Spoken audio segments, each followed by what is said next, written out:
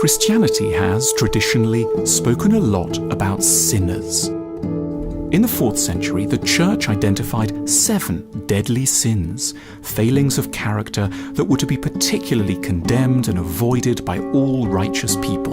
They were pride, being snobbish and boastful, envy, wrath, getting very angry, gluttony, eating too much, lust, wanting to sleep around, sloth, being lazy, and finally, greed.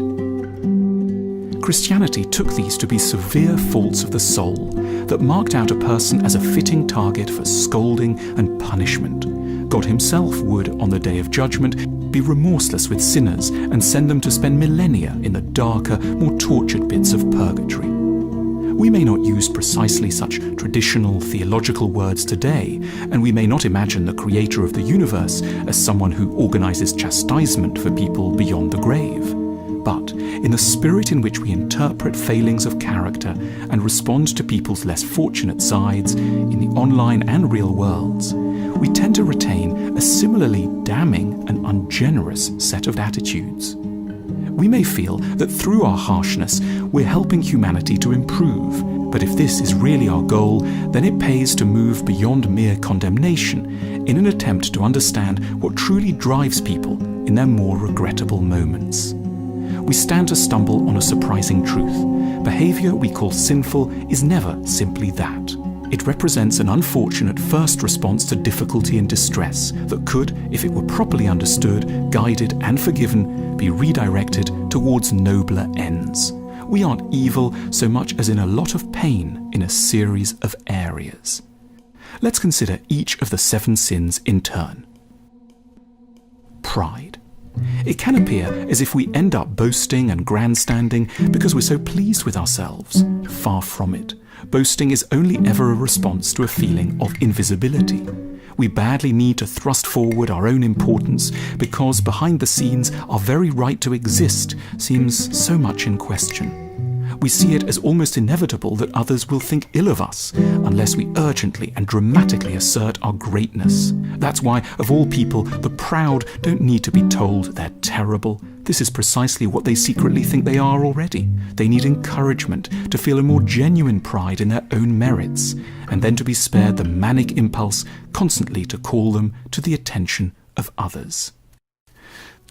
Envy. Envy is a graceless way of confronting an idea that is, in other contexts, fundamental to decent ambition, as well as modesty of character. The notion that we are incomplete, imperfect, and in need of improvement. Envy grows from the legitimate insight that others have something to teach us, mixed together with a degree of inaccuracy and panic about what this might actually be. Envy should, in a perfect world, be our teacher. We should note when it strikes us, sift through its confused signals, and use them to work out our direction and purpose. The solution isn't to be made to feel guilty for our envious attacks. It's to be helped to understand what's truly missing from our lives. Wrath. The mean, angry things we say when we're upset are almost never truly meant. They are the result of panic and anxiety. We call someone a stupid fool because we are, at that moment, terrified. We shout because we feel we're fighting for our lives.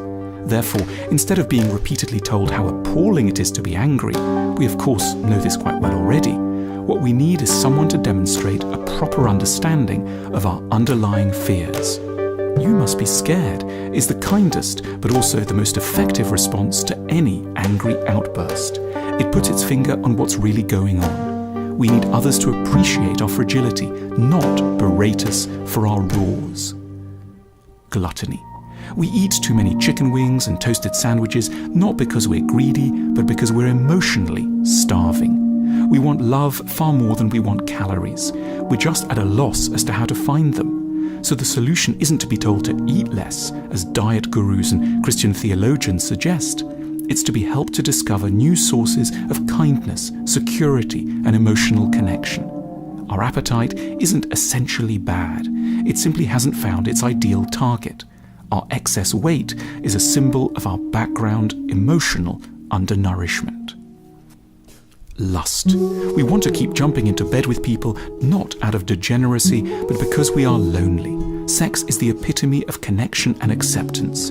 The so-called bad, erotic things we crave feel so exciting because we read them as proofs of someone else's open-ended affection, which is in such short supply in ordinary life. Ideally, we'd not be less lustful, we'd be clearer about what we genuinely need from sex, which is acceptance of our messy, complex, and all too human selves. Sloth. Laziness is really fear. We can't bear to get down to our work because if we were to apply ourselves, we risk terrifying humiliation. We might not succeed as well as we'd like. We might find a task too hard. We may realize we're not yet equipped to undertake it or be mocked by the world. These aren't failings so much as hugely understandable worries. Behind our inaction is anticipated disaster, a catastrophizing mind. We will begin at last when the fear of doing nothing at all trumps the crippling fear of doing something badly. Greed, the powerful urge to take more than our fair share, is really a reaction to a feeling of deprivation. We felt so neglected and vulnerable, we require ever more. Our fear is so entrenched, we're trying to keep it at bay by grabbing as much as we can as quickly as possible. To others, we may look already advantaged and privileged, but inside, we just feel desperate.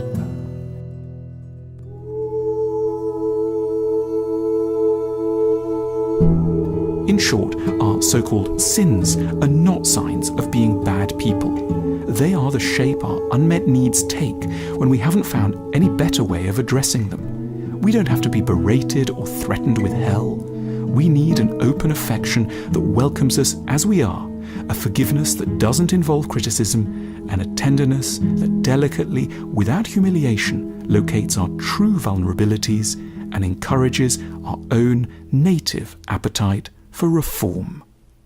We love bringing you these films. If you want to help us to keep bringing you thoughtful content, please consider supporting us by visiting our shop at the link on your screen now.